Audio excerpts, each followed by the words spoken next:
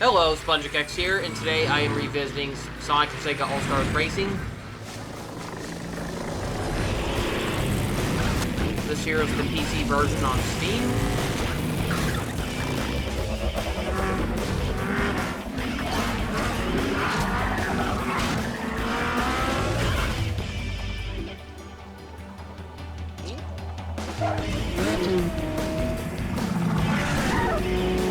Remember when video games had fun opening cutscenes? I miss those days. Now it dumps you straight to a bland title screen. Nothing to get you excited for the game, you just bought or rented it or whatever.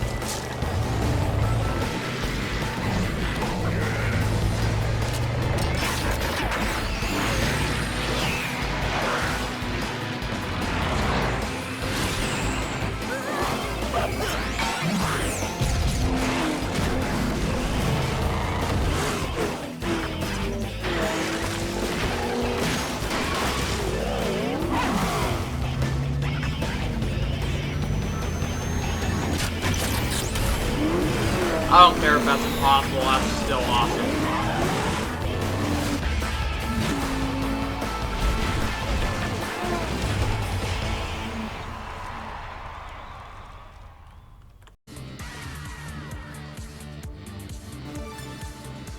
So I'm going to do things a little differently today. For the first time ever, I am doing live commentary on my videos. I actually have my microphone hooked up, so I'm recording as I play along, so I apologize if I stutter or anything. You know, I'm doing all this unscripted after all, just speaking straight from experience and all that. So let's see, let's mess with some of the options first. So unfortunately, I do not have all my save data anymore. I used to have this game on Xbox 360, but yeah. I had to sell it because it didn't work on Xbox One. It's a shame. That was the version that had Banjo-Kazooie in it, and I know there are people who tried restoring them into this game, and one option I'm definitely shutting off is the commentator, because he can get really annoying, and as if you don't have to deal with my annoying voice throughout, so having two annoying voices going on just would be too much.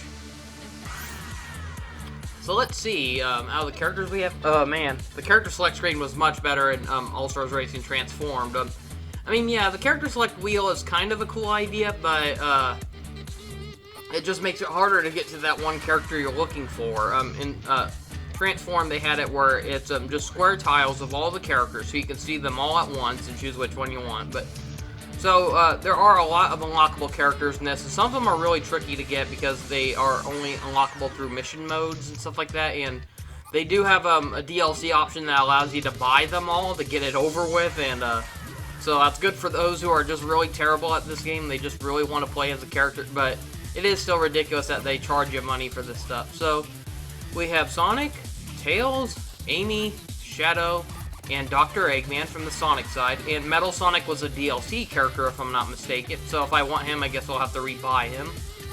Then we have Amigo from Samba de Amigo, Billy Hatcher, who for some reason did not return in the sequel, Transformed, and I from Super Monkey Ball. And there's a lot more characters in this game. There's Ooh La La from Space Channel 5, the Choo Choo Rockets from Choo Choo Rocket, or Choo Choos, I mean, from Choo Choo Rocket, the Bonanza Brothers, and there's just a lot in this game. So, let's see, starting up Trial Cup, and so I tried playing this game at the highest resolution. That incredibly slowed things down, so I had to lower the settings to 1024, and it seems to be running fine, though. It seems to look fine, too, and so that's good. Seaside Hill, and then we got a race cooking for you today. What? I thought I shut off the commentator.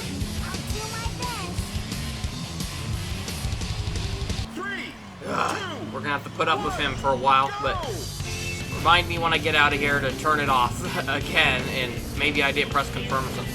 Oh yeah, Big the Cat is in this game, and he's riding a little scooter, and that's kind of funny. The controls are a little trickier than I remember. They're really slick.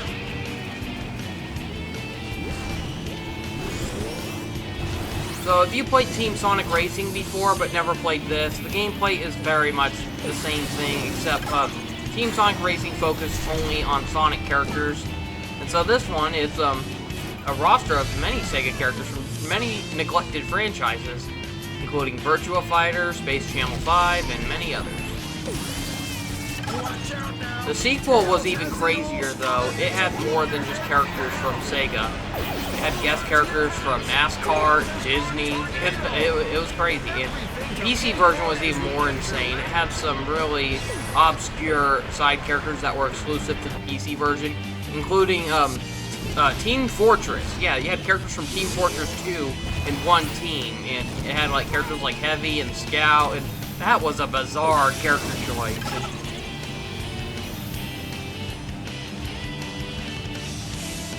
One thing I liked about, I think some people think that when it comes to racing game sequels, you get the sequel, there's no point in playing the previous entries. And no, this is one where even if you play Team Sonic Racing or Sonic Sega All-Stars Racing Transformed, it's still worth going back to this game. There's still a lot of stuff in this game that is not in the sequels.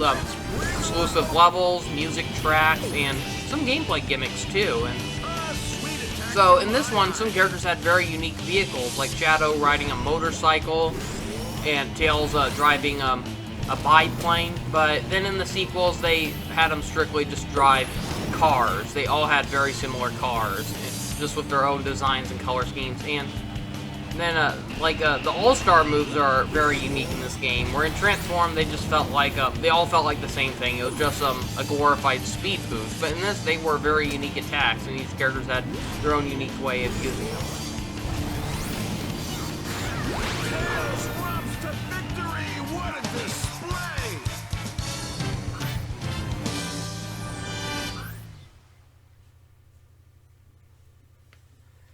The Billy Hatcher levels, some of these were really hard. Like, this first one isn't too bad, but some of the later ones, I remember they were really tricky.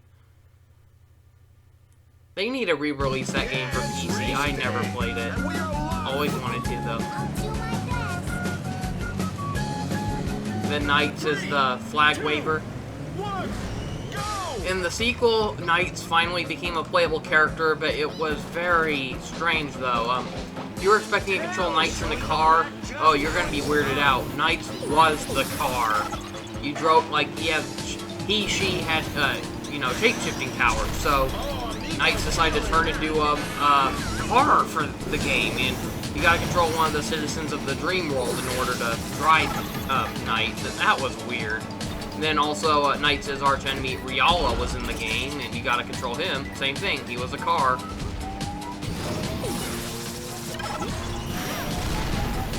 Yeah, this is probably the first racing game I can recall that had a trick system. I mean, even Mario Kart for Wii and every game after that copied off this, where you have to use tricks in midair to do, like, speed boost and all that.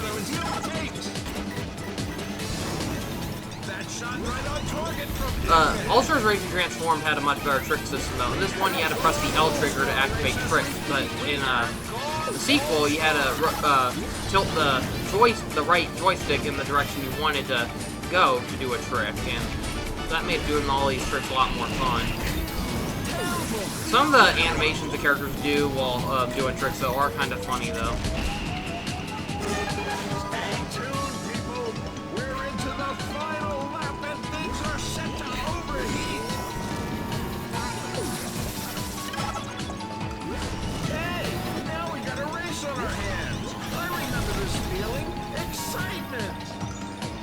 The commenter can get so annoying at times.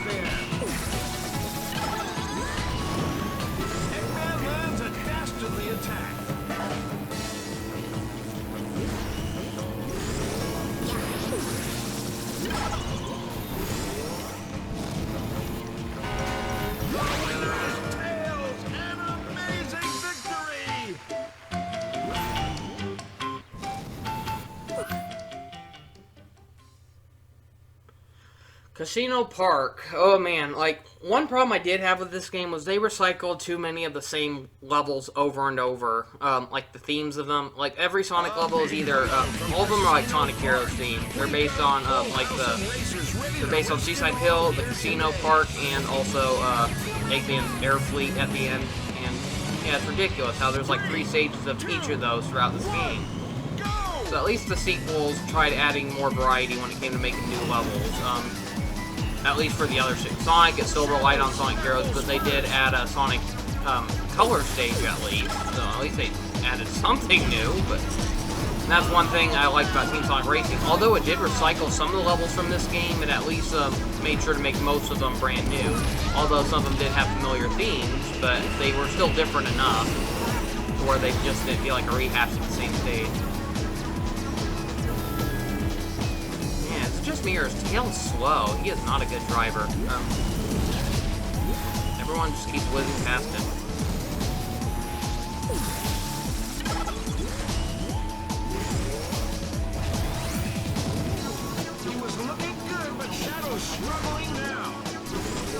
How is Shadow struggling? He's still ahead of him. That's a second lap. Keep it going. That shot was out of this world. The controls in this game are very different compared to a game like Mario Kart, where in that game you would hold the A button to go forward. In this, you hold the A button to press a, to use an item. You hold the R trigger to drive forward. So I'm playing on the PC version, so I'm using an Xbox 360 controller. So it basically plays the exact same way it did on the Xbox 360, but then this game was also for Wii. It had lower graphics though, but it had motion controls. I'm not sure how well the Wii version did, but this was a game that had multiple ports, even the Nintendo DS, mobile phones.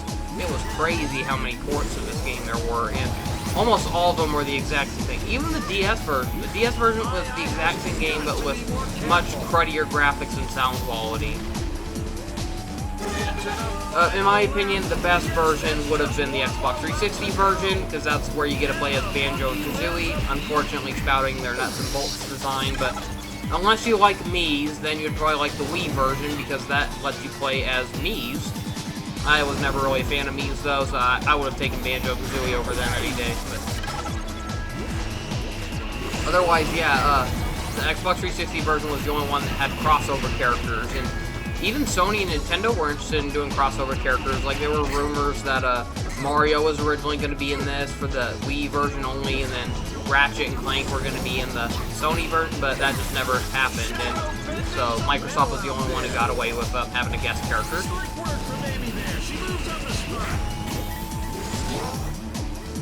Yeah, I mentioned this in one of my previous videos, but yeah, the power-ups in this game feel very uninspired. You got like all these different Sega licenses, and it's like the only power-up that actually resembles something from one of the games is the shield from Sonic the Hedgehog 1. But most of these power-ups are just way too random. Boxing gloves, traffic cones. What do these have to do with Sega games? And that's one thing I kind of liked about Team Sonic Racing. It finally put some good use with the Wisp power-ups.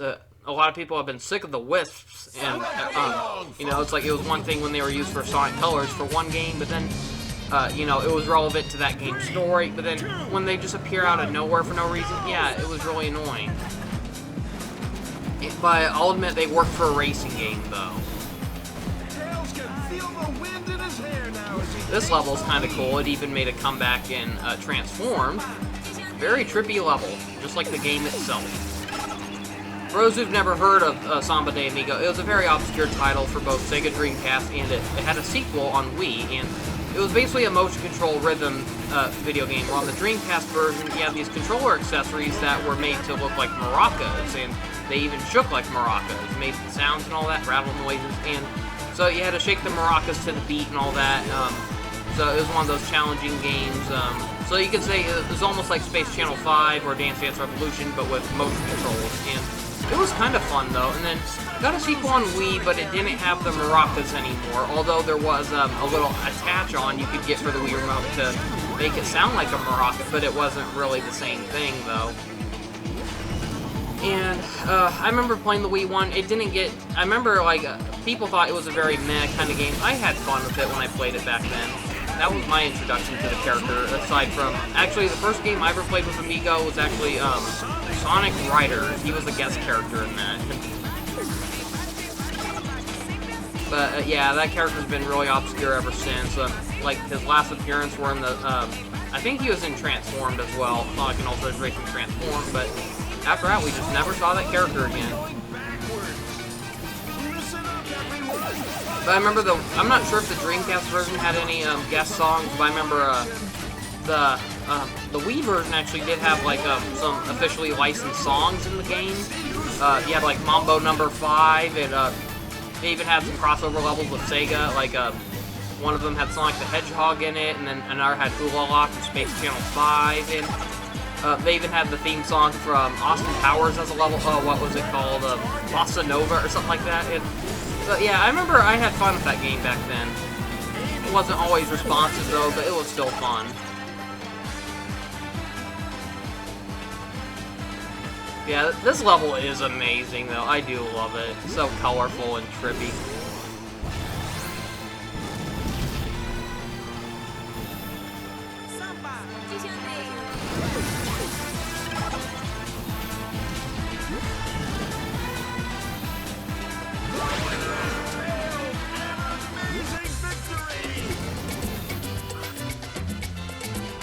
Then you can get like these little mile points that you can use to save up and unlock certain characters. So it gives you some replay value in this game.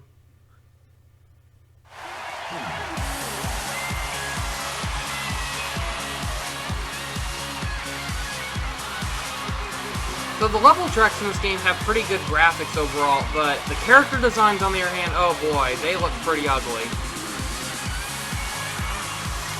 They look so dead inside. They have no expressions, no emotions. And some of the textures look really weird on them. I don't know. Otherwise, the race tracks look fine for the most part. There are some weird little glitches with the lighting and stuff like that, but overall, it's like that's the better looking part of this game. The sequel, the characters still look pretty bad, but the levels look even better.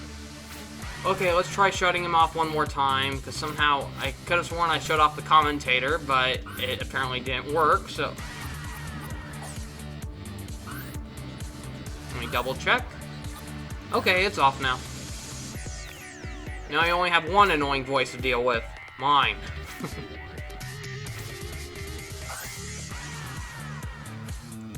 Let's play as Sonic this time.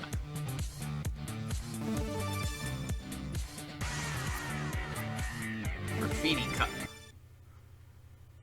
Shibuya Downtown from Jet Set Radio. I have never played any of those. Heck, I even have the game. I got it for free off Steam once. They were just giving it away as a free promotion. I still haven't played that, though. Maybe that'll be a video I'll have to do a playthrough. I've heard good things about it, though. I heard it was a really good Dreamcast classic. I'm familiar with some of the characters, though, because I played so many of these Sega crossovers. Like, the main character's name was Beat, and then he had a girlfriend, or a friend who happened to be a girl named Gum, and they were just a bunch of, you know, like, rebellious punks that went around rollerblading, and they would spray paint walls and stuff like that, and they're like these coppers who are always after them, and it looks like a crazy game. I've heard people say the soundtrack was really good. Gotcha.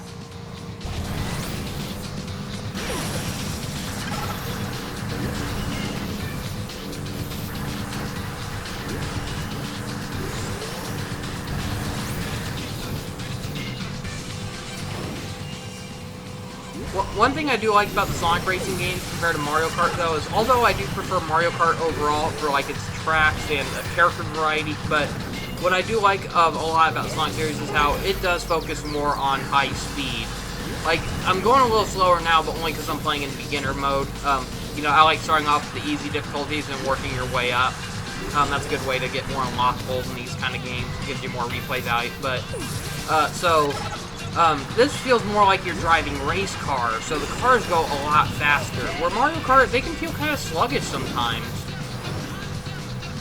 They fixed that issue, though, with Mario Kart 8 by adding the 200 Grand Prix mode, where the characters are going so fast that even the CPU are driving off stage, messing up just as much as Player 1 can, and that's kind of a fun challenge. Especially, it goes really well with the F-Zero inspired racetracks, and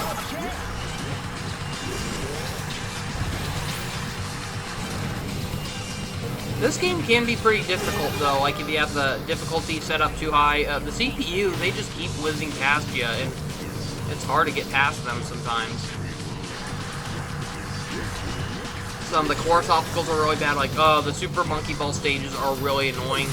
They have 90-degree angle turns, and it is real easy to mess those up. and the CPU are somehow able to like perfectly turn through them without bumping into anything, without having to slow down either. So it's like if you try pulling on the brakes to make a better turn, it's like you're gonna just leave yourself open to others whizzing right past you, and that's a shame. But, so yeah, Sonic definitely seems to be a better racer than Tails. Tails, he was just staying behind too much. Too many characters were driving past. Here I'm Sonic, and I'm staying in the lead. I always like playing as Sonic and Amy in this game. Sonic is a top speed character, so he's mostly good at just like going really fast, but he doesn't have the best turning though, but he doesn't have the worst turning either. Amy is a well-balanced character. She has just well-balanced stats for everything. She has good driving, good turning, good acceleration, all that, and I usually like all-around characters like that. Like Mario, in Mario Kart, Mario's usually an all-around character, along with Luigi. Just call me Sonic. Korean Mansion from House of the Dead. I've never really played any of the big entries in the series. I did play the old arcade game once, though. I wasn't very good at it, though. But I remember once I was at, like, a golf course, a putt-putt golf course with my dad. Can't remember where it was, though, but we were on vacation at a water park, and we went into a putting range, and while my dad was doing something else, I saw the arcade machine of this, and it had, like, the gun controller and everything, and I played it for a little bit, and I wasn't very good at it, though, but, I know some people have a soft spot for the series, though. This is basically like Sega's first, like, major horror series on a 3D console, or arcade machine, I should say, and it did not translate well to movie, though. I heard a lot of people claim the movie of House of the Dead is one of the worst video game adaptations ever, and, yeah, I have no plans of seeing that one ever, but I remember how the game's inclusion they had a Sega Superstars Tennis for like a Xbox 360, Wii, and PS3. I remember that game, it only had an E10 Plus rating just because of the inclusion of the House of the Dead. Because when you when you hit the zombies with tennis balls and some of the mini games, green blood would spurt out of them, and yeah, that seems like to be the main reason why a lot of Sega crossover games or the Sega All-Star games were like rated E10 or rated T for teen. It was always because of the inclusion of House of the Dead. Not because of Ooh La La and wearing a revealing outfit. She's been in some E-rated games before, despite how her series is rated T for teen, but yeah, and so this game originally was rated E for everyone, but eventually it did get ramped up to an E10 plus. So, like, in stores, if you saw it on the shelves, it would have been rated E, but then it's like when you get digital copies of this game, it's rated E10 plus now. That's kind of strange. I remember, like, seeing that once, I was like, wait, I thought this game was rated E for everyone. That's weird.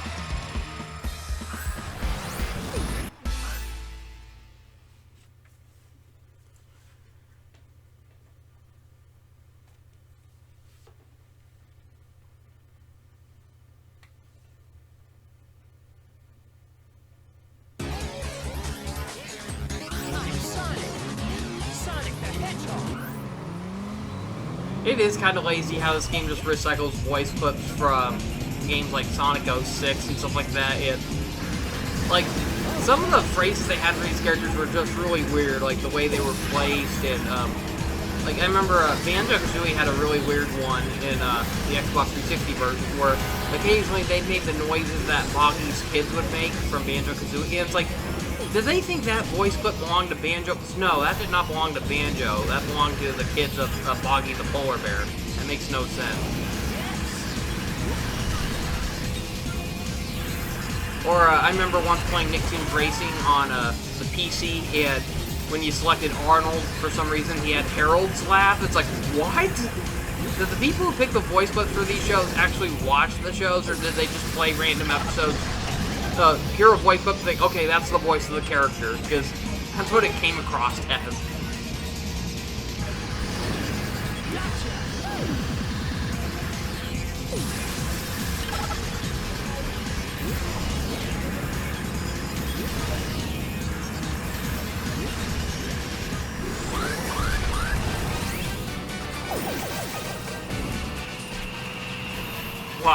Sonic can get some really great airtime when going off ramps. That can be a good thing and a bad thing depending on what level you're on.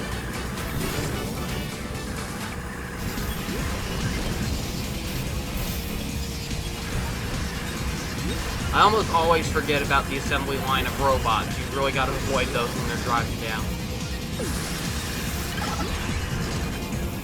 And then one thing I find really cool though is when you get like a trio of traffic cones, you can actually release them all at once and scatter them around by holding the A button long enough. Instead of just pressing A to drop them one by one, drop them all at once. And that's a good way to barricade upcoming players who are trying to whiz past you or something, or just a good defense mechanism if you feel like something's approaching you.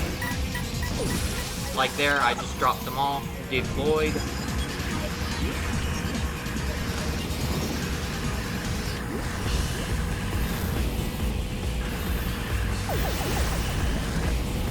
Uh-oh.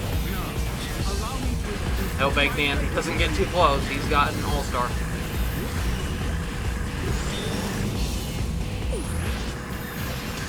Oh, good. I'm in the clear.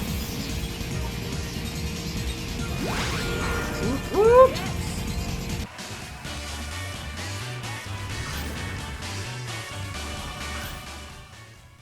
Amy's been a good competitor these past two races. She came in third place during the first set of races I did, and once again, she's being a tough competitor. She's in second place now. I can handle this myself. Oh god, I hate the monkey ball levels. I have never played a single monkey ball stage, or game, but I've heard they are really hard.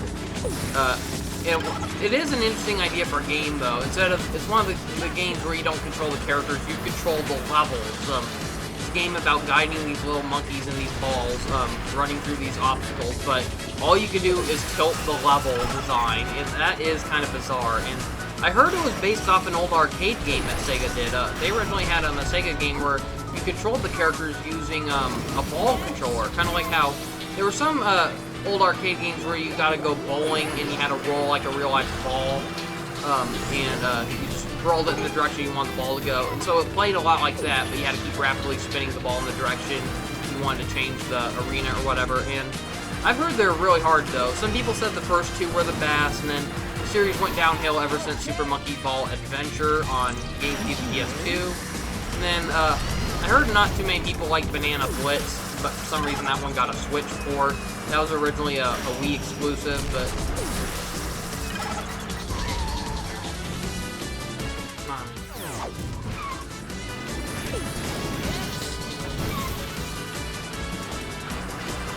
Yes, this level is just so frustrating. It's real easy to mess up. It's hard to tell where the turns are going to come, because some of them come so sharp that... So you try turning ahead of time, expecting to beat it, but then you realize, oh, whoops, that wasn't the turn I was supposed to make yet, and yeah, I am not a fan of these monkey ball levels. They were slightly better in Transformed, luckily.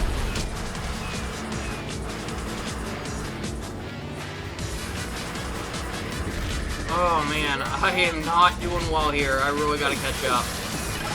The final lap, too. Oh man, what is going on? Oh my god. It's a madhouse.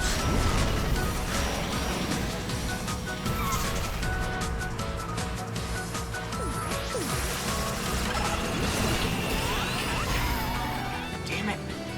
No.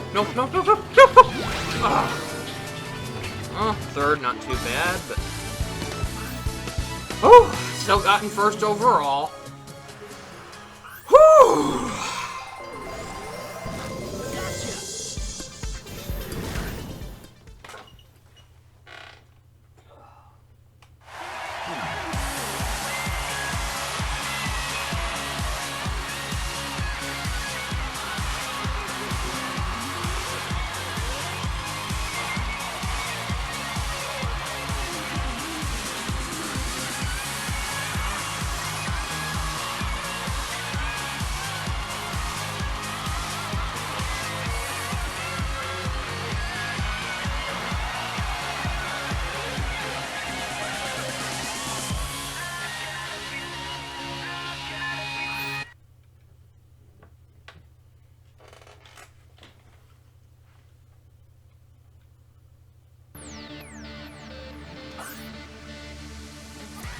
play as Amy this time. Her vehicle seems to be a nice little shout out to her vehicle from Sonic R on the Sega Saturn. She's got a pink cabriolet, and it almost looks like it has a face on it, except the one in Sonic R actually did have eyeballs on it, but this one, it just has eyelashes on it. Or I could have sworn it did. No, it was probably in the sequel, I guess. Transformed, it had eyelashes. Another Billy Hatcher level.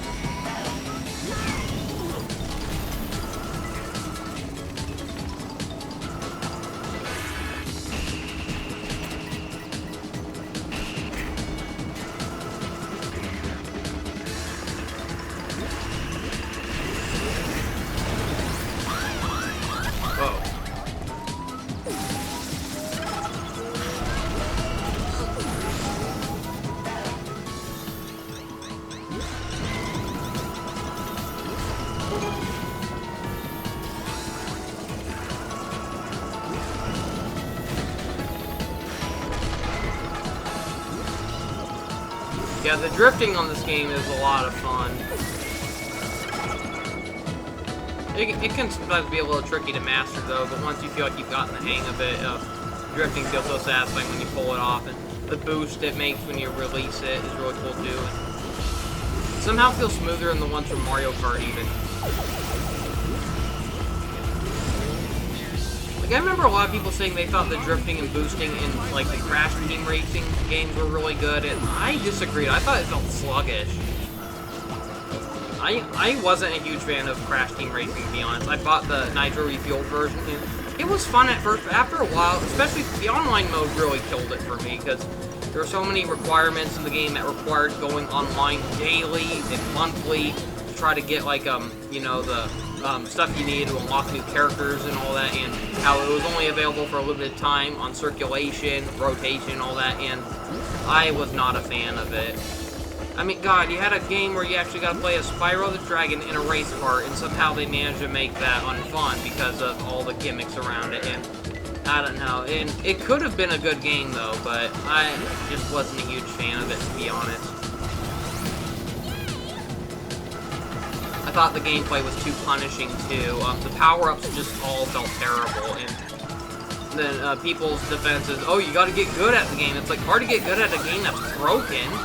The online mode, everyone was hacking it and stuff like that, and I just was not a fan.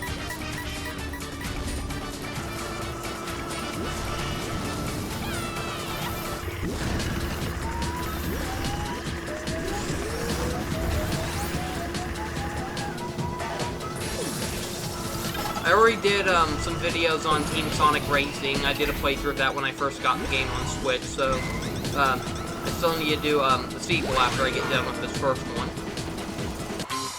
Not sure how many parts this video will be, but I'm probably going to end this first video after these next few races, but see what I mean about recycling stages, though? They already recycled the Billy Hatcher's theme with it being like an ice castle world, and now we're already back to another Eggman Arsenal level from Sonic Heroes, and that's ridiculous. There's not enough level variety in this game.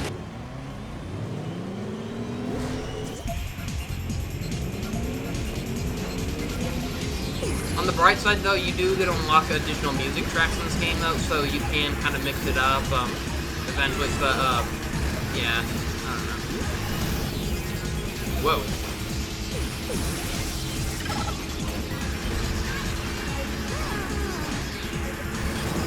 Uh-oh.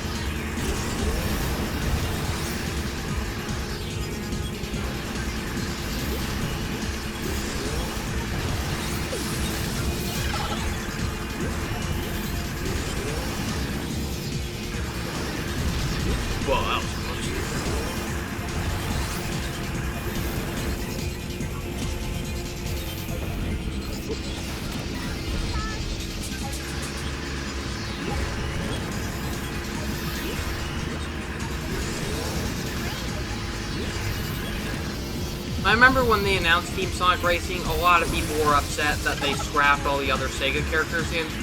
Personally, I was excited though, because I mostly got this game just for the Sonic characters anyways, and yeah, I did feel the pain of everyone who was upset, but I didn't mind that we were getting a game that was just all Sonic themed. All the levels would have been Sonic themed, and that sounded like a lot of fun, but in execution though, while I didn't think it was a bad game, it was incredibly underwhelming. There were a lot of characters missing that should have been playable, and some of the team setups were just really bad though.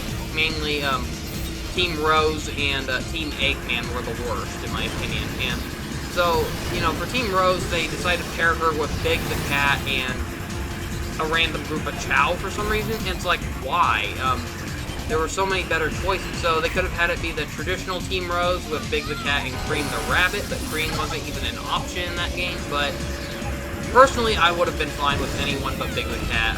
I don't mind that Big the Cat was in the game, I just don't like how they think, like, oh, that has to be Amy's sidekick or something. And personally, my ideal version of Team Rose would have been Amy, Styx the Badger, and Cream the Rabbit. And Styx wasn't in the game either, although at that time, Sonic Boom was kind of ending, and they used Styx the Badger for a few promotional purposes in other games, though, including the short-lived Sonic Runners, and most notably in Mario and Sonic at the Olympic Games for Rio on Wii U. Styx was available in the Crossbow Challenge, and so there was a whole episode of Sonic Boom about the characters racing in karts, and it's like they could have just used her design from that for Styx to be a playable character, and Styx was Amy's best friend in that show, so it would have been cool to have her included in that racing game as Amy's racing partner alongside Cream the Rabbit, but instead we had a Big the Cat for no reason, Oma Chow, and a bunch of other random Chows shoved in a cart, and it's like, why? Team Rose, it is never consistent. One minute she's partnered with Big and Cream, then she's partnered with Silver the Hedgehog, and then she's partnered with Vector the Crocodile, and it's like, geez, she can never have a definitive team, can she? Otherwise, most of the other teams I couldn't complain about. You had the traditional Team Sonic and Team Dark and Sonic Heroes, but then it's like you could have had Team Chaotix, and instead they put Vector on Silver and Blaze's team. Now, I can't complain about Blaze's team having Silver part with her. That was, you know, suitable, because they have been partners in past games, most notably Sonic 06, but why was Vector the Crocodile there? He should have had his own team, Team Chaotix, as a racing team. And so the third character for Silver and Blaze could have been Marine the Raccoon from Sonic Rush Adventure. That would have been more suitable. Then, oh man, Team Eggman was ridiculous though. So, you got the obvious ones, you got Eggman and Metal Sonic, but then who is his third partner? Zavok. The guy who tried killing him throughout Sonic Lost World. That makes a lot of sense. Why wasn't the third racer a duo of Orbot and Cubot or something? That would have made more sense. Have Orbot and Cubot driving in one vehicle, and that should have been their third racer there. But nope, they chose to shoehorn in Zavok for no reason, because Sega is just so insistent on shoving these characters down our throats, despite how nobody wants them. We are so vocal, nobody wants the Deadly Six anymore. Same with the Wisps, but nope, Sega has to keep shoving them down our throats. It wouldn't surprise me if they ever remade a classic Sonic game and then just shoved in the Deadly Six. It's like they took out a classic boss and then put the Deadly Six in its place. It's like, Sega would do that. They are that obsessed with the Deadly Six. At least Zavok and Zaz, because none of the other Deadly Six members have ever returned, unless you count their trophy cameo in Super Smash Bros. For Wii U, but other than that, only Zaz and Zavok are appearing in the spin-offs, but Zavok is the only one who appears in the official Sonic games, whereas Zaz is only appearing in the spin-offs, like on mobile or Wii U and stuff like that. And, like, he appears in the party games, and Zavok, he has appeared in some of the party games, but he's mostly appearing in, like, the official Sonic games. And it's kind of annoying.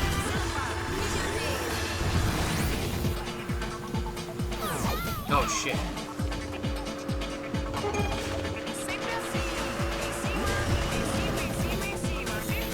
Taste the rainbow.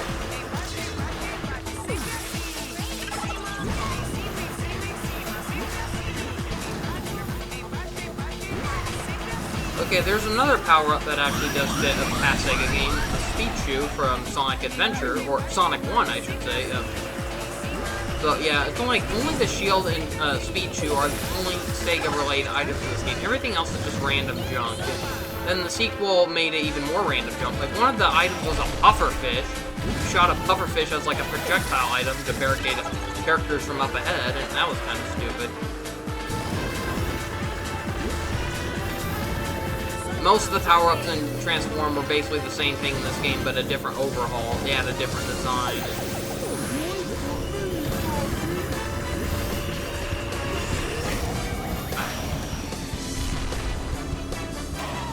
Oh, man. Well, I just love Eggman's vehicle in this. How it's basically his Eggmobile, but with monster truck wheels growing out of it. That's just hilarious. I love that. If I'm not mistaken, Knuckles' vehicle is like a four-wheeler. It looks like a dirt, you know, one of the, yeah, I can't remember, dirt bikes or whatever. One of those.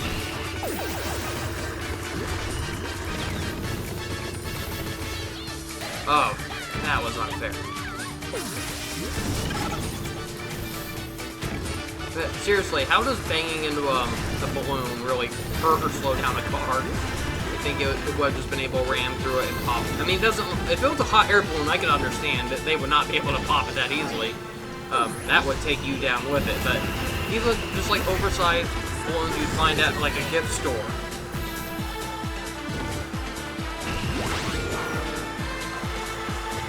Amy, sit down. You're driving.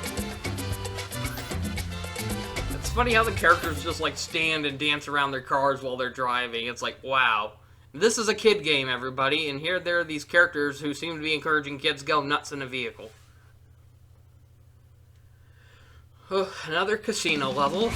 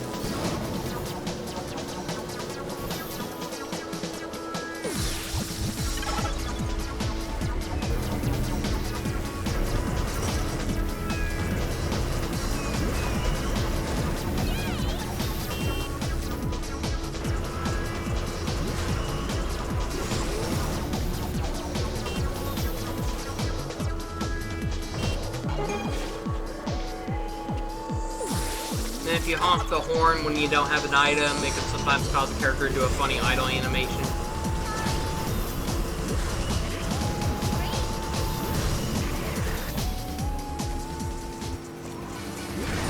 Uh-oh. What? How did you guys catch up?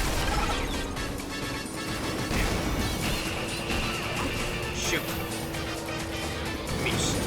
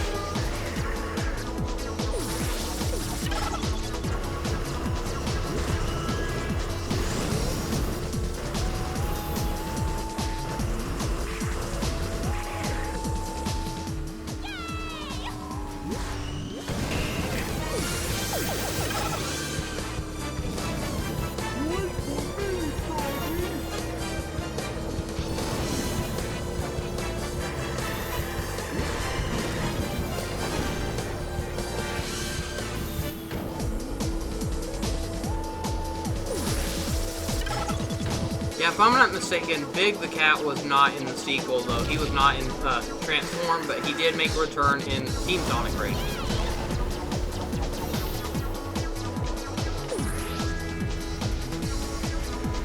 Well, it's funny, though. You know that Sega only puts Big the Cat in just to annoy players. He's one of those characters that people love to hate. It's like when they see him, they'll just laugh, you know, and... It's like he's a character where a lot of people claim that, you know, they hate Big the Cat. They just don't want him to be playable anymore. But I'm sure a lot of people would be sad if Sega got rid of him permanently.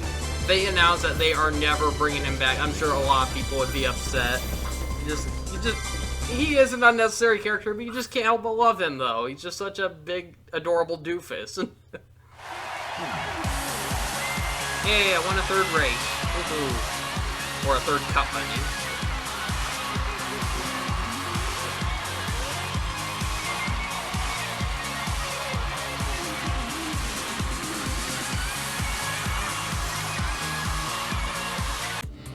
So here I'm going to go to the shopping district of the game. So here you can use your in-game currency to unlock additional racers.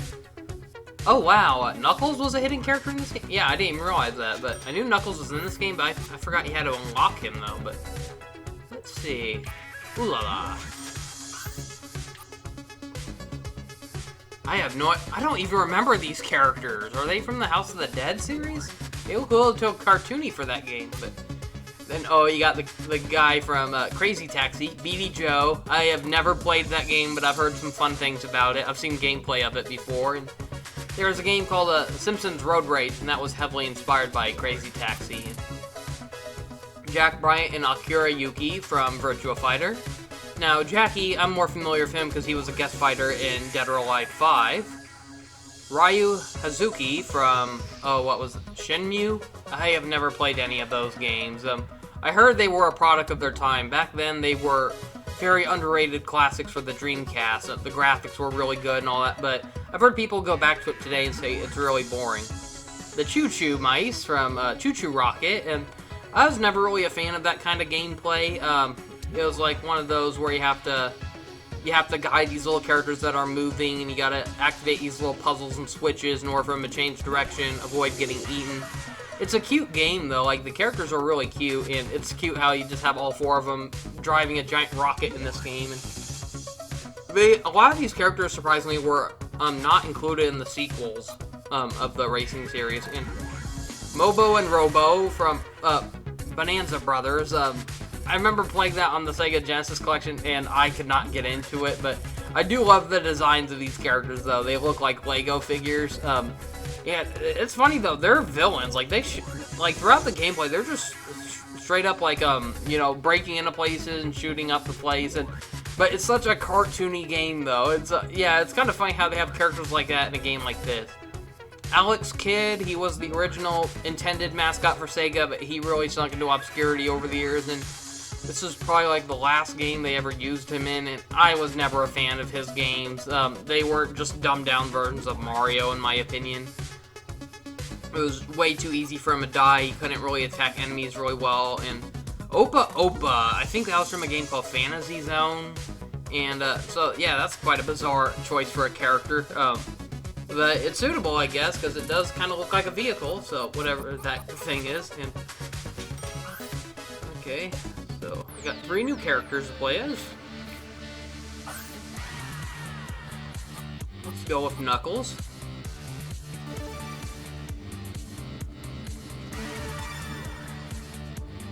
Horror Cup. Another Korean Mansion level.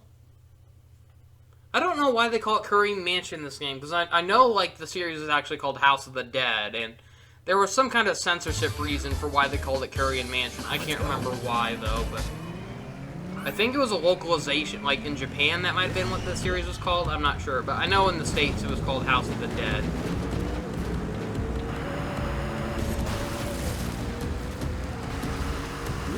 Well, I remember one of these levels has like a really crazy obstacle. There's a part where you come across, yeah, there it is, the giant sewer monster. It's like a Hydra or something. Kind of crazy looking. I'm guessing that was one of the bosses in the arcade game. I'm not sure, but I'm not sure how many House of the Dead games there were, but I know it started off as an arcade series, and I think it got a spin-off on Dreamcast. I'm not sure if it was like a Resident Evil-like game or if it was another rail shooter, but the original was like one of those automatic rail shooters where you have like a physical gun controller, the characters move on their own, and the camera changes direction and stops when a bunch of enemies are on screen, and you have to shoot them in order to progress, and it's one of those quarter munching video games where it's real easy to die, and the only way to continue is to keep depositing more quarters. And you know, there's an era where I was so glad that arcade games were dying down, but then they had to bring that to mobile phones and console games where there are even console games where if you spent $60 on them and they want to pressure you into paying in order to continue sooner, and that's ridiculous. I do not stand this, you know, microtransaction gimmick stuff, and you're already paying $60 for these games. That should ensure that you can enjoy the game as much as you want for a lifetime, and no, they have to ruin it. Oh, man, what happened there? That was unfair. Yeah, some of these tracks do not have a good sense of direction. Master Emerald! I think that's cool, though. This is the only game I can think of where Knuckles uses the Master Emerald as a power-up. He's almost using it like a super form, and that's really cool.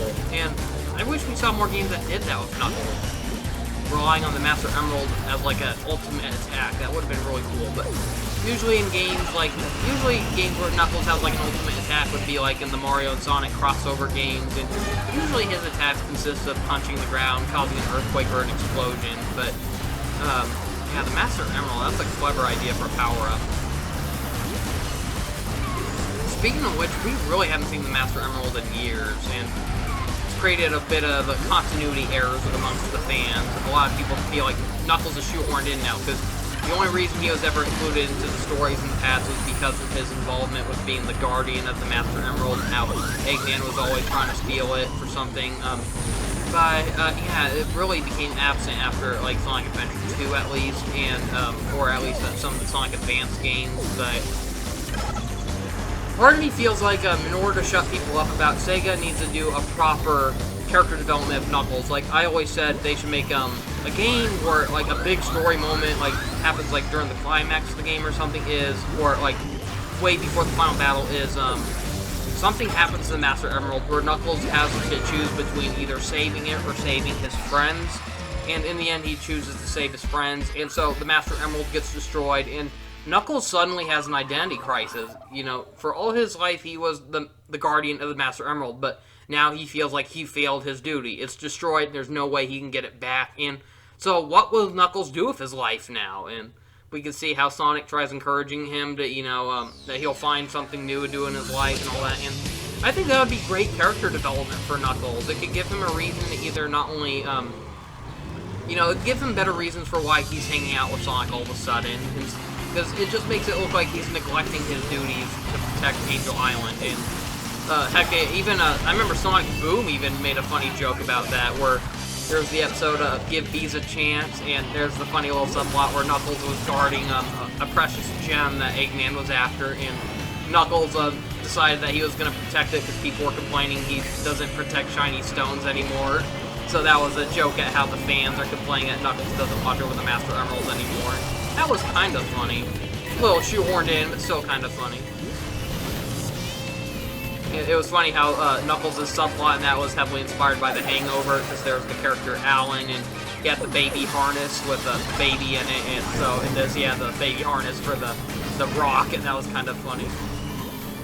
Yeah, that was one of my favorite episodes of Sonic Boom. Give Bees a Chance. Not only was it, you know, like, that was just a really good episode for all the characters, and especially for Amy, because Amy usually doesn't get very good solo episodes in the series. They always had to make her the butt of the jokes, or they had to try making it where she's against everyone or everyone's against her, and I just found a lot of the Amy episodes very unpleasant, which is a shame, because Amy is actually one of my favorite Sonic characters, alongside Sonic and Tails, and I thought the show did her dirty, especially in the final episode, but otherwise, Give Bees a Chance, that was a great episode for her. It was really cute, and I remember when I first heard of it, I thought it sounded like a stupid idea for an episode where Amy is babysitting one of Eggman's, you know, killer machines, basically, is what it was. But it had a lot of heart to it, though, and the fact that it was based on Cindy Robinson's actual loss when she lost her pet dog. And so, you know, there was a lot of emotion in that episode, and I could actually feel it. And it had a lot of laughs, a lot of heartwarming and heartbreaking moments. I liked that episode. It was cute. That was definitely one of my favorites in the series.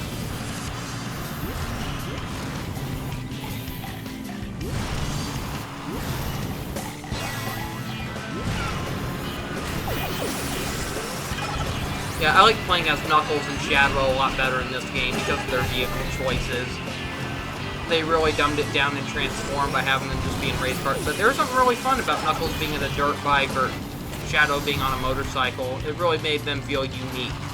It gave you a reason to want to play as those characters. But then in the sequel, they just feel like every other Sonic character you can play as, basically. And Transformed is really fun, though. I did really like that, but I can't say it replaces this game, though. I can say it made a lot of great decisions, though, but both games are worth getting.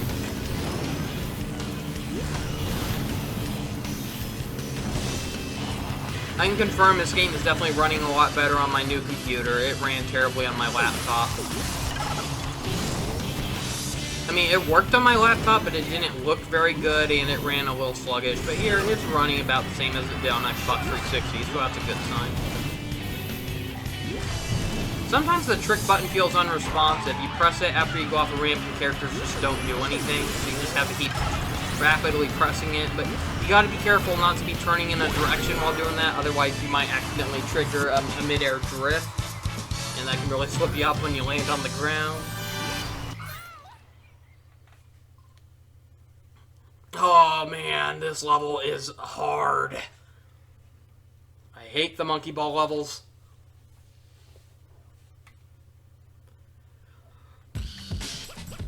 Let's go. Yep, this is definitely a horror cup with this level's inclusion. I remember I bumped into a lot of things when I first played this level, and every time I play this level, hopefully I'll do better this time, but I am not keeping my hopes up. I mean, look at these turns are not for a racetrack. This is ridiculous. It's hard to judge where some of these turns are too, because there's just so many cliffs everywhere. And oh my god, oh I got lucky there. But this is terrible. This is one of the worst levels in the game, in my opinion. Oh my god, this is a kids game.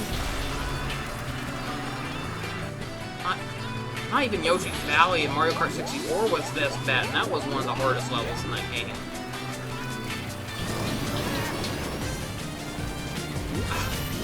Oh, I guess Knuckles was doing a trick. It looks like he's just like doing a mid-air idle animation, but that slow little turn actually was a trick. It's just so stiff compared to other characters where you see them like flipping out of their cars, doing front flips and all that, or waving to the crowd. Knuckles, he's just doing like a slight little mid-air turn.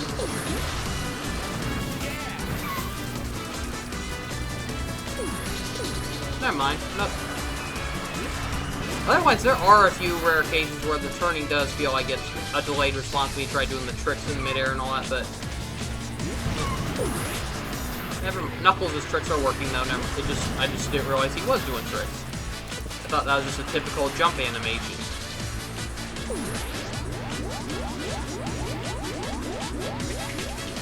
Well, I'm doing better this lap, luckily.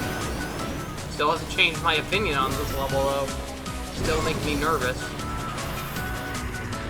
I've had some very miserable losses in this level where just a few mistakes caused me to get into 8th place, and that is just... Whoa! Ah, I was too late. Almost deflected it, but too late.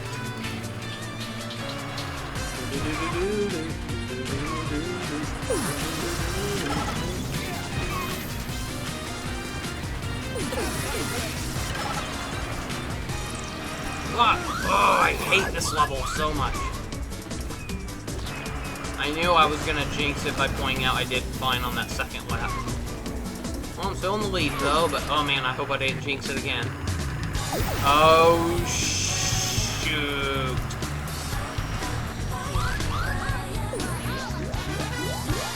I remember everyone got sick of Amy's theme song from Sonic Adventure always being her theme in these sport games and stuff like that. And so I had a big smile on my face in Team Sonic Racing when you notice how each character had a theme song playing when they used their team attacks. And so here with Amy though, it's like, oh no, it's gonna be My Sweet Sweet Passion or whatever from Sonic Adventure all over again. And instead they played the song Follow Me from Sonic Heroes, which in my opinion is a much better song for Amy. And so it's like, thank you for not only remembering that song, but for finally not using Sweet Sweet Passion over and over. It's so annoying. And even Sonic and the freaking Black Knight used that song at the ending when Sonic was talking to Amy after the credits and all that. It's like, are you kidding me?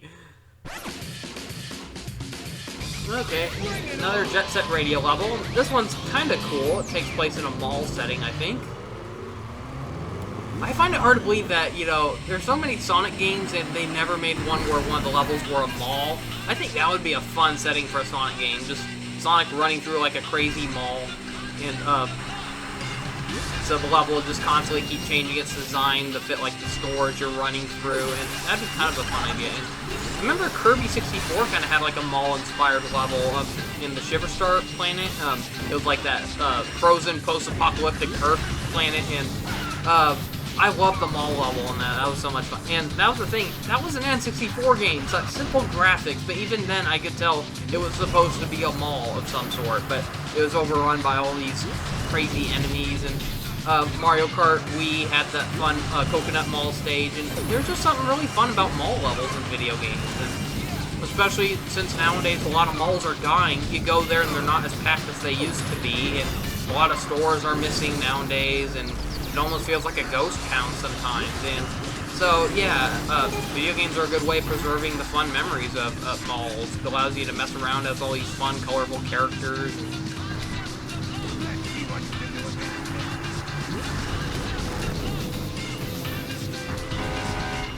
Take that, Egghead. Uh-oh. Shoot!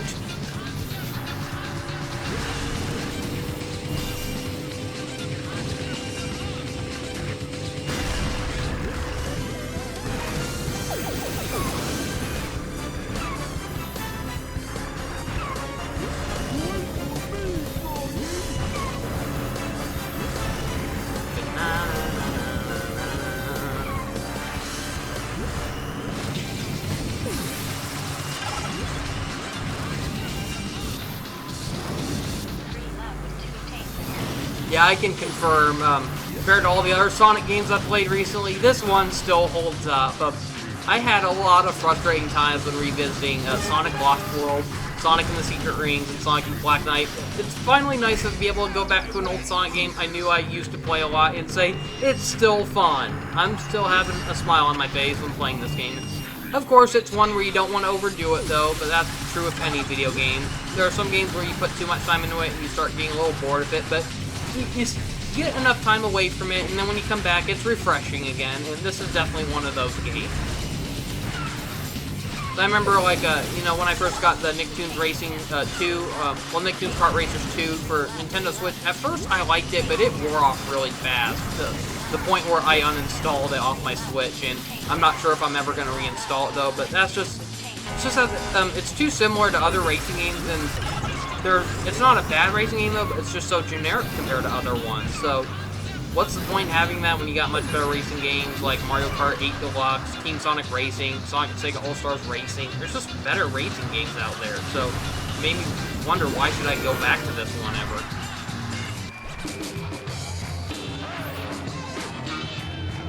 Somehow Shadow beat me in that race.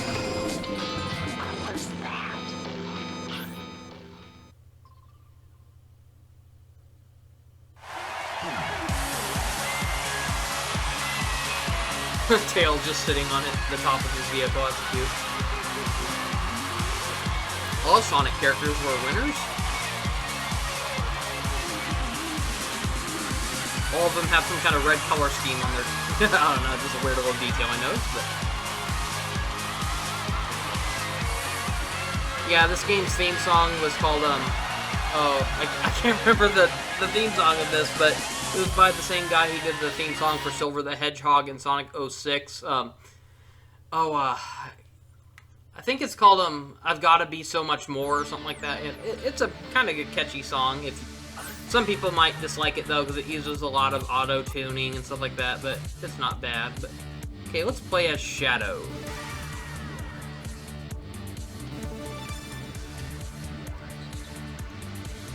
So we only got 2 race cups left.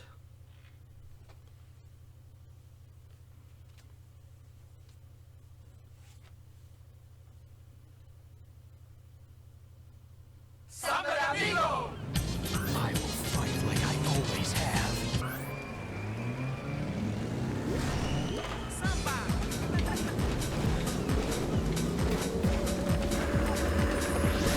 Perfect. Ooh, another trippy level. This one reminds me of Oogie's Palace or Oogie's torture chamber from The Nightmare Before Christmas. It's got all those neon light and all the skeletons and bats.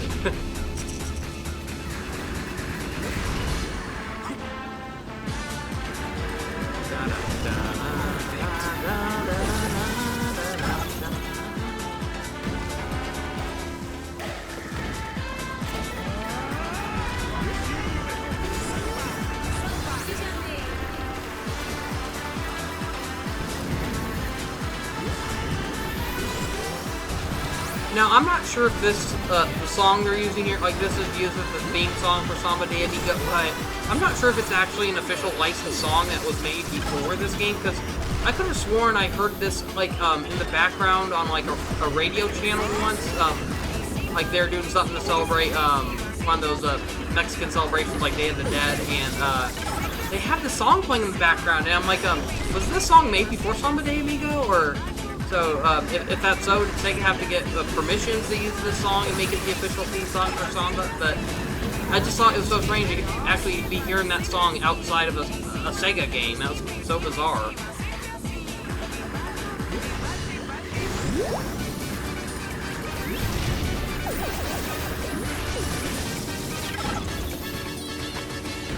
Ah, shoot. That ain't it. Whoa.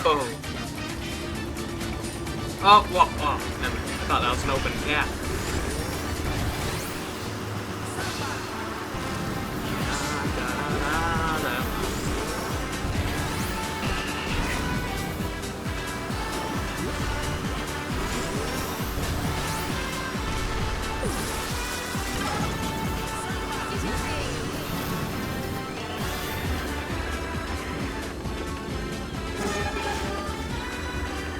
A little off topic, but this just giving me vibes of that. But earlier this year, for the first time, I finally saw the movie Book of Life on Disney Plus, and that was really good. I can actually understand why a lot of people were mad about Coco when that first came out, because I remember everyone was criticizing Coco during like the first trailer because it looked like it was copying off of Book of Life. And while the movies were very different, though, there were a lot of similarities, but mainly because they had to take place during the same holiday and all that. But otherwise, they were 2 completely different movies. Coco was really good, though.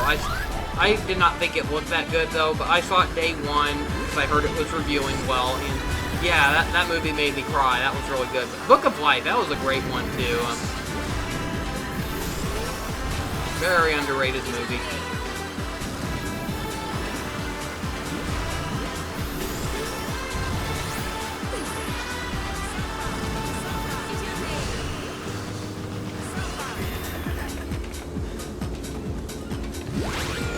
Oh, if I remember, when playing as Shadow, you can actually do a wheelie trick. I think you have to press up and down on the joystick repeatedly, or maybe that was just for Mario Kart Wii. I can't remember, but I'm gonna have to see if that still works. But I could have sworn that worked in this game, but only with the characters with the motorcycles.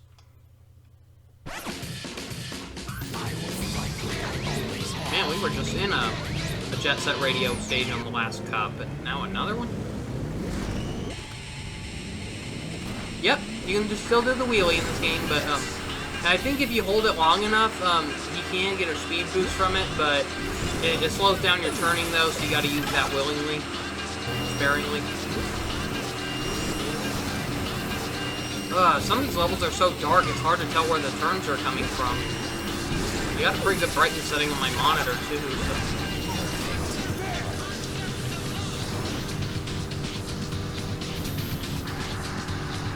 I can tell just from what I've heard on these Sega games, I can tell the Jet Set Radio games must have great soundtracks.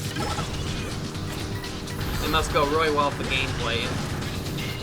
Although I've never played Jet Set Radio, I've played a game that has similar gameplay, but it feels like Jet Set Radio crossed with the gameplay of Ratchet & Clank, and that's Sunset Overdrive for Xbox One, and that is an incredibly underrated game. It is a lot of fun. It's such an adrenaline rush, and I can tell from playing that game that was a huge inspiration for Spider-Man on PlayStation 4, because you know, it was by the same development team, Insomniac, who also made the Ratchet & Clank series. And so that game, like, the weapon system was a lot like Ratchet & Clank, but it had a more realistic looking setting, but with a zombie apocalypse theme, and there's like this, the plot reminded me a lot of Rampage Total Destruction on Wii and PlayStation 2, where there's like a soda company who released like a faulty product and caused mutations with the people, but unlike Rampage, where that just turned you into the playable characters, the mutated humans who turned into monsters.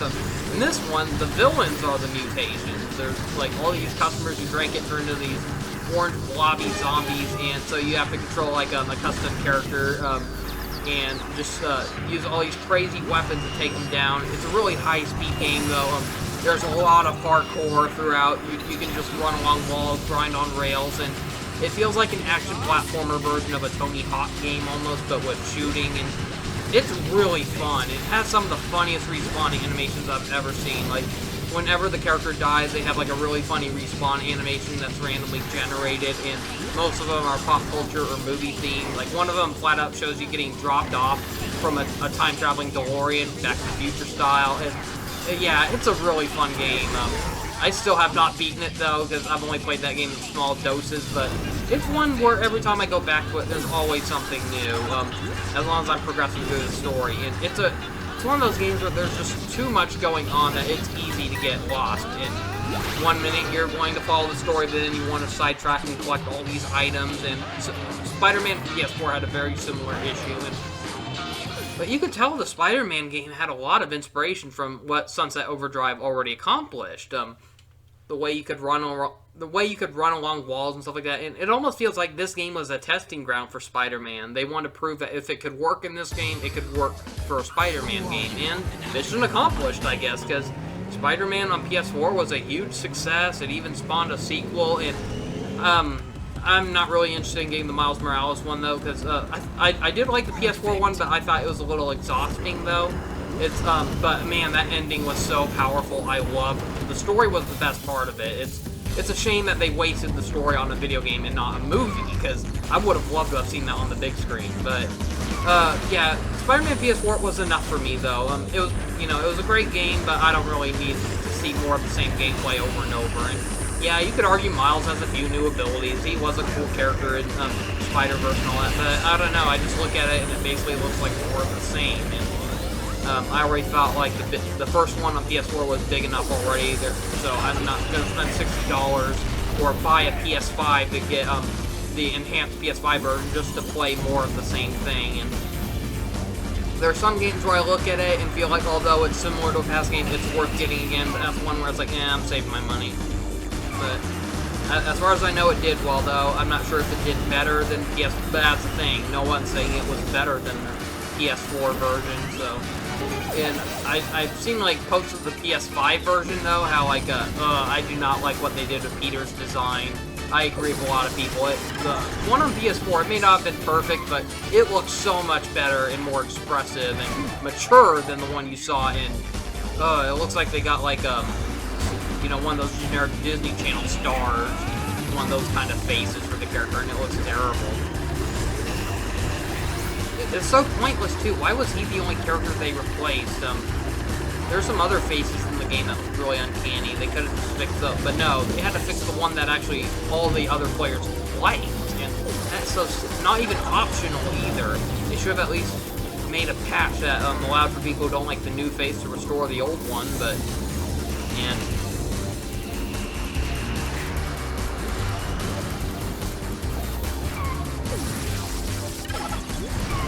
this is giving me a lot of Shadow the Hedgehog vibes, like the opening cutscene when all the the Black Arm aliens were getting dropped out of that portal in the sky. The sky's like all stormy red, and the fact that Shadow's like riding a motorcycle, it really looks like the intro from Shadow the Hedgehog. It's kind of funny. Uh-oh. Why did I do that? Ah! God, that is so misleading. Yeah, luckily the level designs got much better in the sequels. There was a desert level in Team Sonic Racing that was really frustrating. It was hard to tell what was the dirt and what was the road, or what was the sand and what was the road, because they were both similar colors of yellow. Yes. I love how this section right here, the racetrack, is actually the roof of the mansion or town, whatever. That's kind of cool.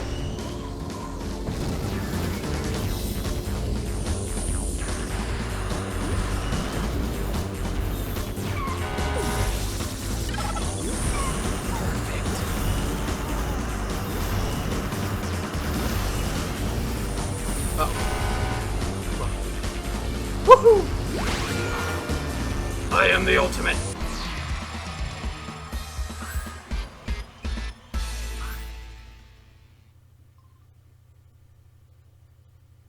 Okay, last race for this cup.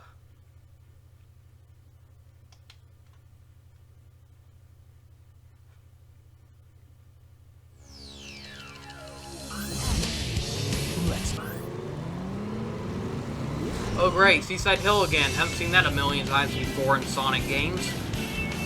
Yeah, for some reason around this era, they were just so obsessed with always making any level that represents a Sonic game be from Heroes. It was so strange. And people have pointed out that Seaside Hill basically is just Green Hill Zone with more of an ocean theme, but it's basically the same design though. It's another island-based level where you've got like green hills, checker patterned rock canyons and all that.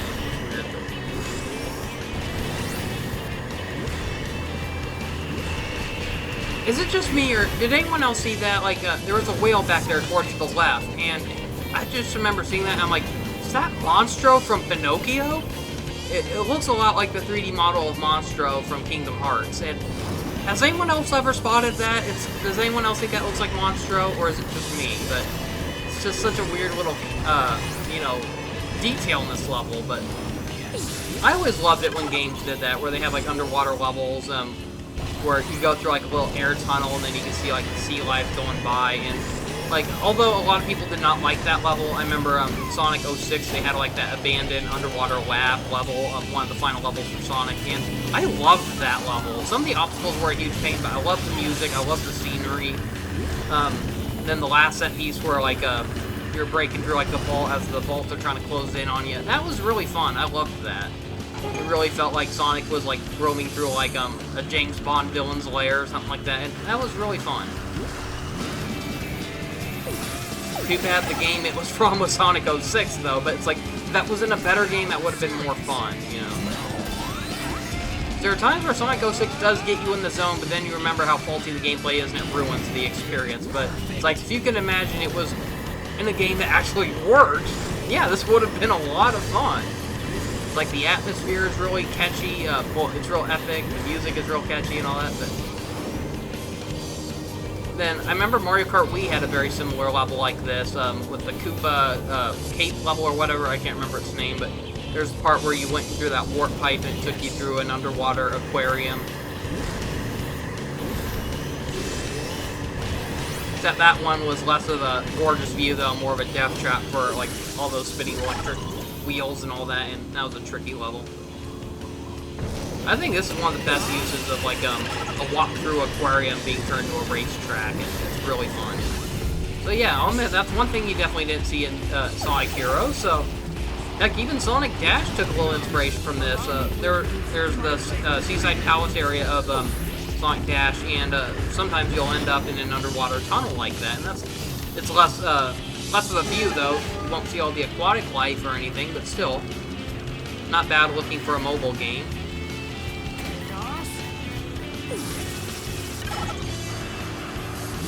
I do think it's kind of funny how some of the badniks are in these levels, and you know, they're not only funny obstacles, but it's funny how if you gain a speed boost, you can just ram right through them without getting hurt. And wow, I'm surprised that didn't hurt me. You think like getting hit by that the Chomper and I can't remember what the fish were called, but yeah, you think that would have made Shadow spin out or something? Nope. Perfect.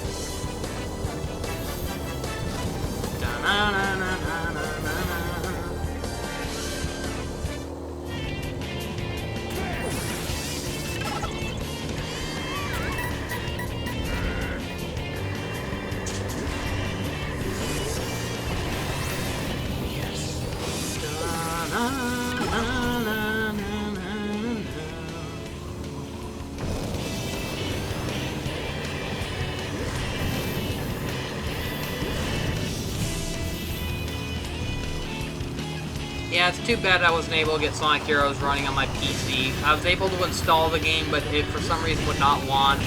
I even tried playing it in compatibility mode, but darn it. I was thinking that since I finally got a new computer that actually has a disc tray, I'd finally be able to replay that game, but hopefully someday we can get an HD remaster or a remake, but what can we do now?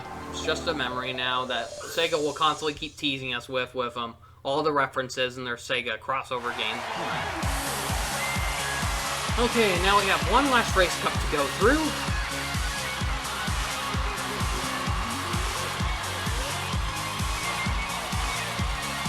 Rock on!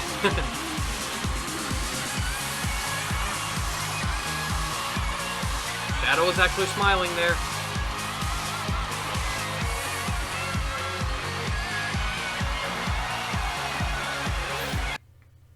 The final cup is called Monkey Cup, and I'm not sure if there are any hidden cups after this one, but it showed that that was the last one to be locked, so who knows.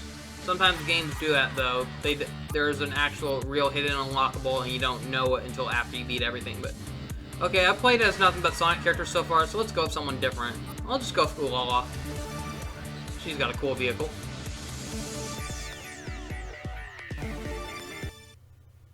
I was never very good at Space Channel 5. I remember I had the HD version of Part 2, and that was a little tricky. I remember there was like one level where you had to fight her rival Pudding up in space or something like they were on jetpacks, and I could not get past that level. That game was a brutal rhythm minigame. A brutal rhythm game, I mean. But my introduction to Ulala was actually Sonic Riders. I remember one of the unlockable characters was this weird pink-haired anime girl, and I'm like, who the hell is she? I have no idea what happened there, but somehow I just launched off the track.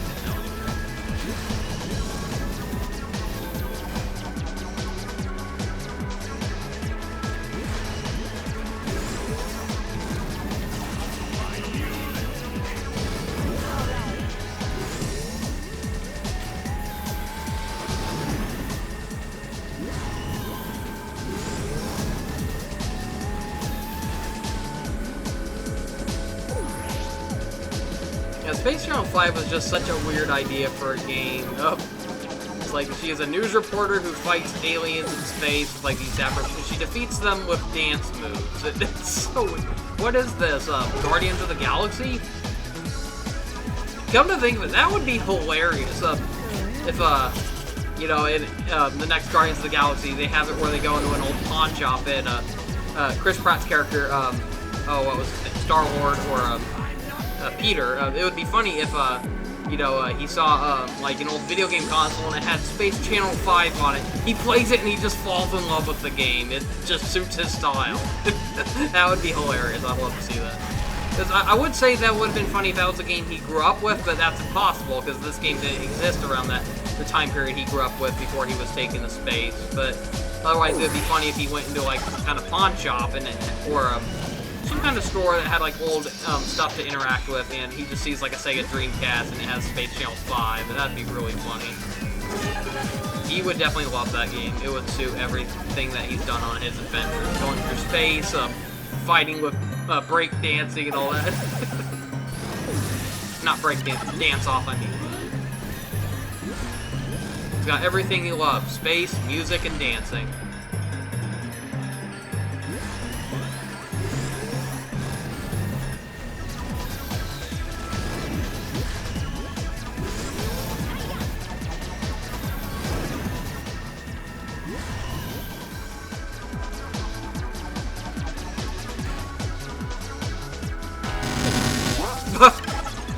bike and use the horn on the springs, and it'll just cause them all go nuts.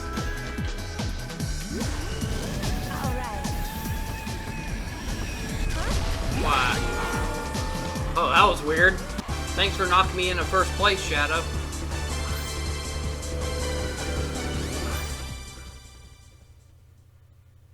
Oh man, this is definitely the Billy Hatcher level I remember being really hard. And if I heard the level this is actually based on is even harder in the actual game. I remember some people saying like this, there's like this dinosaur themed level or volcano themed level in Billy Hatcher, and that was frustratingly hard. And apparently they kept with tradition by making the racetrack even hard. But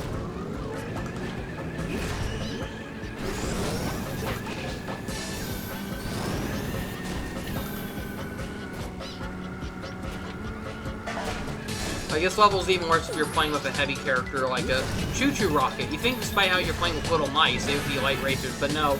Their vehicle is a heavy rocket, so they are one of the hardest characters to turn with. Their vehicle has really bad acceleration. I remember there were a lot of times where people just shot me in midair during this level, or that, you get too much speed to the point where when you launch off a ramp, oh man. I barely started and I'm already having terrible luck in this level. High school all over again. What I mean by that was this game came out when I was in high school. But even then, high school is no easy task either.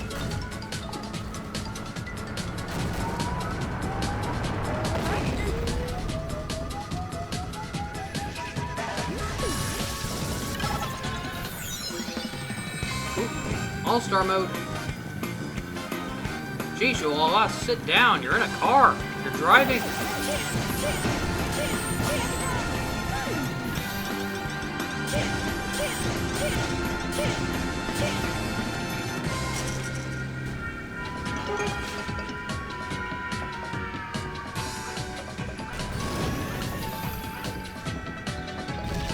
That power-up came in handy. I'm in first now. But for how long?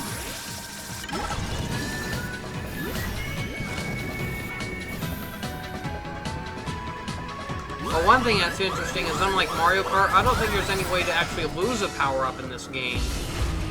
In Mario Kart, there were power-ups that, when enemies use them, it would cause you to drop your item, like the lightning bolt or the boo item that stole your item. And I don't think you really get anything like that in this.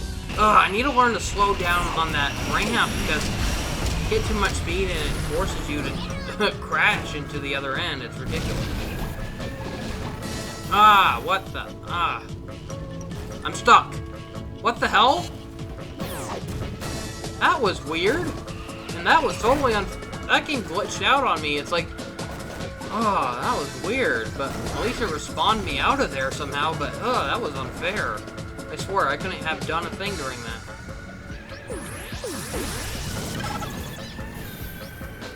Yeah, if I'm not mistaken, this game has a feature where if you're too far behind, it will warp you up to catch up with the others.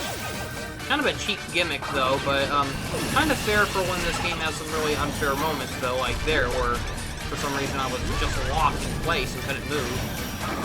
That's the only thing that comes in handy for it, but Crash Team Racing could have used features like that, because that game was broken as hell at times.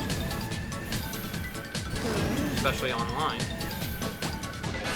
Speaking of online, I heard that Super Mario Party finally got an online mode, and it's funny because I just did a playthrough of that the other day, going through every single mini game, and so not only is it strange because it came out 2 years unannounced after the release of the original game, but I can imagine it's a wasted feature though. So the online mode is not just for mini games; it's also for the classic mode. So now you can actually play the board maps, and I forgot to do that again, but. So now you can play the board maps with the mini-games online, up to 4 players, but then you remember the online mode that already existed in Super Mario Party that only worked with like 8 mini-games in an online tournament mode, that was really bad. And so I don't see how like 10 to 30 turns of classic Mario Party will run any better with online. I can imagine there's going to be a lot of connection issues, a lot of people dropping out, and would that force the game to end immediately, or would it replace the online members with CPU members? I don't know, but yeah, it sounds like a mess waiting to happen because Nintendo does not have the best online. Maybe if it was running on Xbox Live, it would run a lot better, but with Nintendo's lousy, like, Windows 64 base servers, no, that game is going to be a disaster for online players.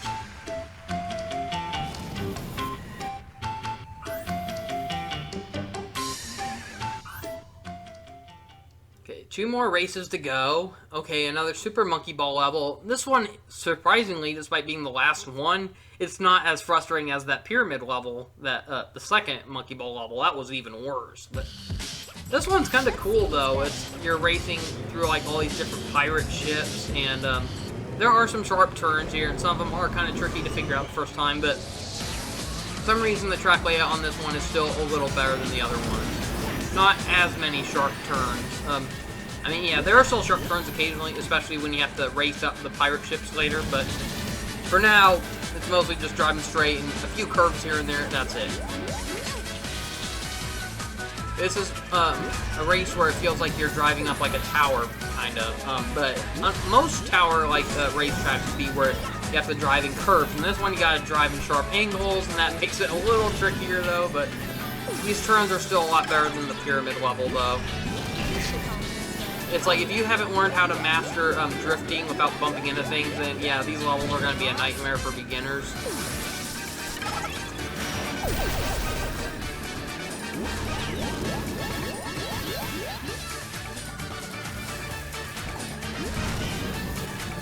I'm sure a lot of people have memories of that. Like, your first memory of playing a racing game, admit it, all you remember was you kept bumping into everything. You just did not know how to drift, you did not know how to judge sharp turns and all that. But yeah, these turns are the hardest. It's real hard to do it without slowing down too, because then it's real easy for the CPUs to, like that, it's easy for them to get enough speed. Somehow they're just not slowing down during these parts, but for some reason, when you're player 1 though, you're forced to slow down during this in order to make that turn sharp enough, and it's really hard to do that right. I'm not sure if that was a different symbol, but I think those flags on the finish line had Dreamcast logos on it. Had some kind of swirl on it, and I don't know. Maybe that was a symbol from Super Monkey Ball. Because come to think of it, yeah, in Super Monkey Ball, although I don't know much about the series, I do know like some of their arch enemies are these monkey pirates, and like they were showing the opening cutscene for Banana Blitz and stuff like that. Never played that game, but I remember seeing the announcement trailer for the HD remaster, so.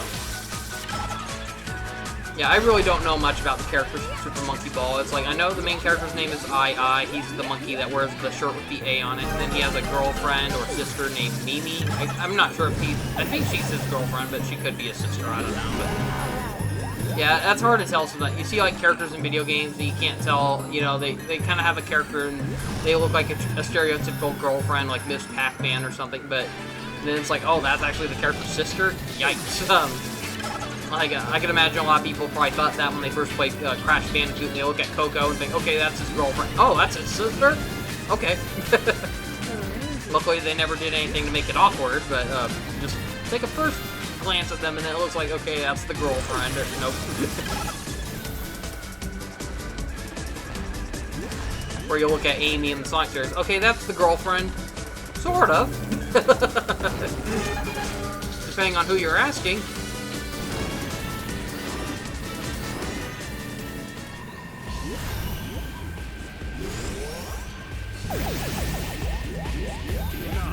Allow me to introduce you to my latest creation.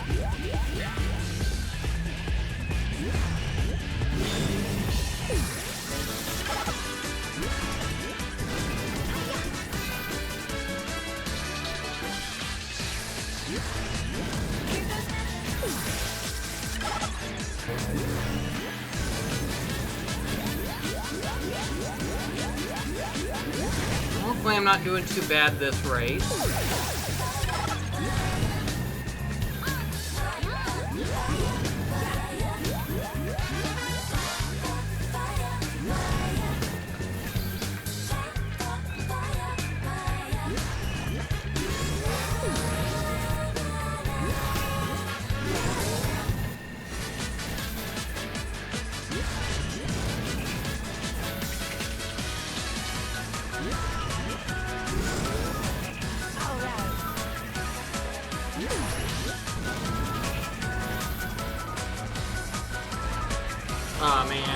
was doing so good, and I really messed up there.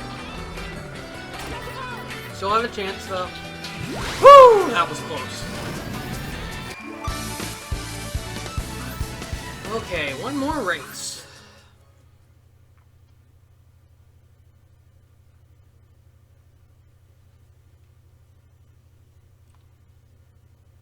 Yeah, they really overdid it with the Sonic Heroes levels here. There's like 9 Sonic levels altogether, taking up most of the tracks in this game. And every other representative in this game only gets like 3 racetracks, and some didn't even get a rep at all.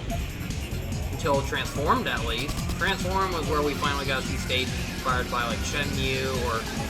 but there's still a lot of stages that still didn't even get...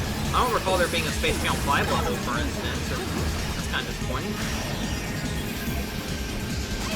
I think it would have been cool if they tried implementing some Sonic Rider stages into this game. Like, remember the Sega Park or the Sega Carnival from the last level in Sonic Rider? That was a lot of fun. I remember that was my introduction to a lot of these different Sega games, and then all of a sudden I started seeing them more in crossover games. And that was a really fun level, and then they kind of teased that they were going to have a level like that in Zero Gravity, and it was incredibly underwhelming. It was mostly just a city level with billboards or graffiti showing logos of our Sega characters, and that was not as cool as a theme park that, you know what section of a game you're based on, you know, and it played like a little jingle from like the game they're from. And I remember it had like little sections that represented Knights, Samba de Amigo, Super Monkey Ball, and Space Channel 5 even. That was really fun, and even had our Sega characters playable in that game. If I'm not mistaken, the playable characters in that were Ulala, Samba, and Knights. And then in Zero Gravity, they had some of the racing characters returned, but some of them were missing though. Ulala was taken out in the sequel, but I think they still had Samba and Knights, I believe, but I can't remember who they had to replace. I want to say possibly Billy Hatcher, but I'm not sure.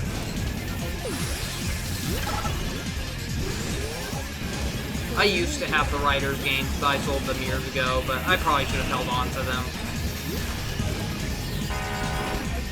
Those were hard games to 100% complete, though. I remember, like, I was able to get Super Sonic eventually, but it was really hard. The mission modes on that were really annoying. And same with this game. Sega is not very good at making mission modes for the racing games. They are incredibly tedious and frustrating. Kind of thing that Sega's terrible at making mission modes in general. Like the Sonic spin-off games, Secret Rings or Black Knight had some real annoying missions, and Sonic Unleashed had some real frustrating missions, and yeah, they are not good at making mission modes. Sonic Adventure 2 could be annoying at times. But it's not just the mission modes that are bad, it's also because the gameplay just isn't polished enough for these to work effectively. Sometimes the levels can glitch up, sometimes the controls can be unresponsive, and yeah, that's not good for mission modes that require you to beat things under a time limit, or beat things without getting hit, and those just aren't games built for that kind of challenge. I prefer if those challenges are optional, but not requirements in order to get hidden features. And if it, doing it just gives you a lot of Xbox, award points or something like that, that's one thing, but no.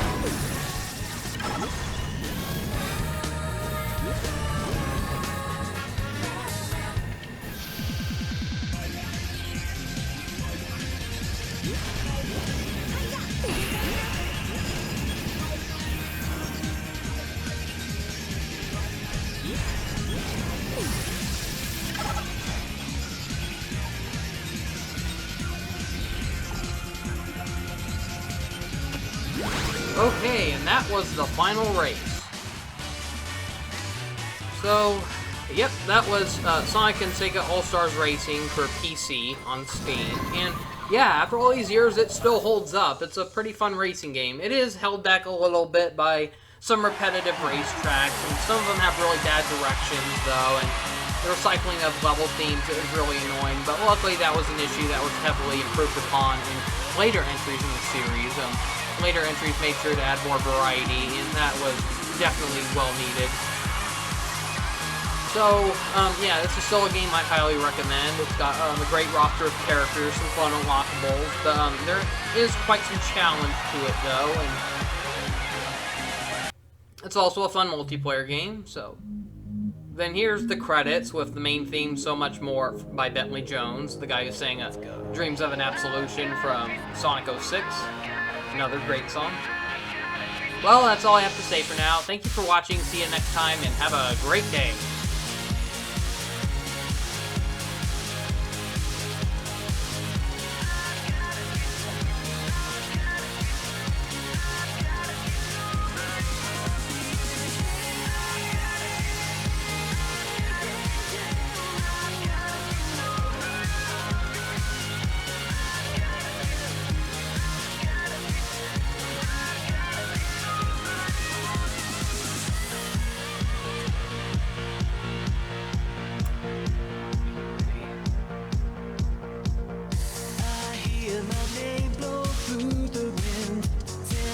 To chase, but who knows where it goes? I don't have a choice, the race begins.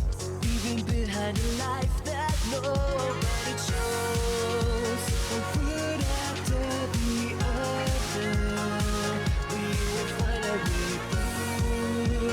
One day after another, come on and let it rip.